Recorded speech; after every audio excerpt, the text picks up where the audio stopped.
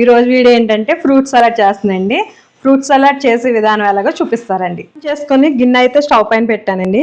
ఇప్పుడు 1/2 లీటర్ పాలు తీసుకుంటున్నాను. కొన్ని పాలు అయితే ఉంచుకున్నాయండి, అది కస్టర్డ్ కలపాలి. సో దానికోసమని కొన్ని పాలు ఉంచుతుందండి. పాలు అయితే మరుగుతున్నాయండి. ఇక్కడ ఈ మరిగేలోపు ఒక 3 స్పూన్లు కస్టర్డ్ అయితే తీసుకుంటున్నా. 1/2 లీటర్ పాలకి ఒక 3 స్పూన్లండి కస్టర్డ్. మనం పక్కకి తీసి పెట్టుకున్న పాలు ఉన్నాయి కదండి, అవి వేస్తాం.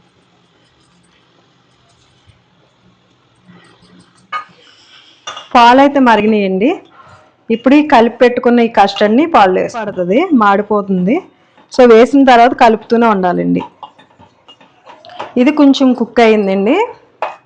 దీనిలోనే 100 గ్రామ్స్ పంచదార అయితే తీసుకుంటుందండి. లేదంటే స్పూన్ కొలత అయితే ఒక 15 స్పూన్లు పడిందండి. ఇది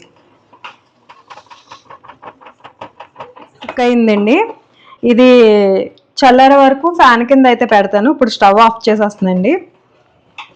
ఇది చల్లారే వరకు ఫ్యాన్ కింద ఉంచి తర్వాత ఫ్రిడ్జ్లో ఒక 2 గంటల పాటు అయితే పెడతాను. ఇది ఫ్రిడ్జ్లో కూడా కూల్ అయిన తర్వాత అప్పుడు ఫ్రూట్స్ కలుపుకుందండి. ఈ కస్టర్డ్ అయితే 2 గంటల పాటు ఫ్రిడ్జ్లో పెట్టండి. ఇది 2 గంటల తర్వాత తీసాను ఫ్రిడ్జ్లోంచి. ఇప్పుడు దీనిలో ఈ ఫ్రూట్స్ అయితే కలుపుకుందండి. నేనైతే ఇక్కడ ఫ్రూట్స్ దానిమ్మ గింజలు తీసుకున్నాయండి, యాపిల్ చిన్న చిన్న ముక్కలు కట్ చేసుకున్నా, బనానా, డ్రై ఫ్రూట్స్ అయితే బాదం తీసుకున్నాయండి, చిన్న చిన్న ముక్కలు కట్ చేసి నేతిలో అయితే వేయించాను, కాజు, కిస్మిస్ తీసుకున్నాయండి. ఇప్పుడు ఇవి దీనిలో యాడ్ చేద్దాం. దానికన్నా ముందు కొంచెం బాక్స్లోకి అయితే తీసుకుంటున్నాయండి. అంటే ఇది ఇప్పుడైతే నాకు ఒక 3 కప్పులు చాలండి కస్టర్డ్ ఈ ఫ్రూట్ సలాడ్ అయితే.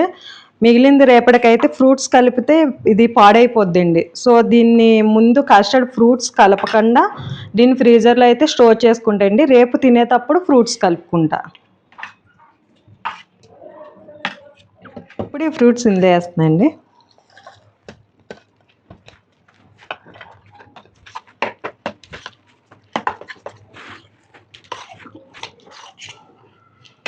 ఇప్పుడు ఈ బాదం, కాజు కూడా దీనిలో వేసుకుందండి, జీడిపప్పు.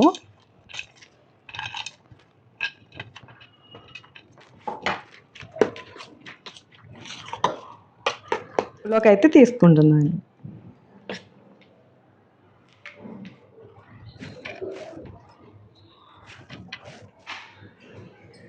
Fruit salad ready. ఈ రెసిపీ ట్రై చేసి నాకు కామెంట్ చేయండి. Bye bye.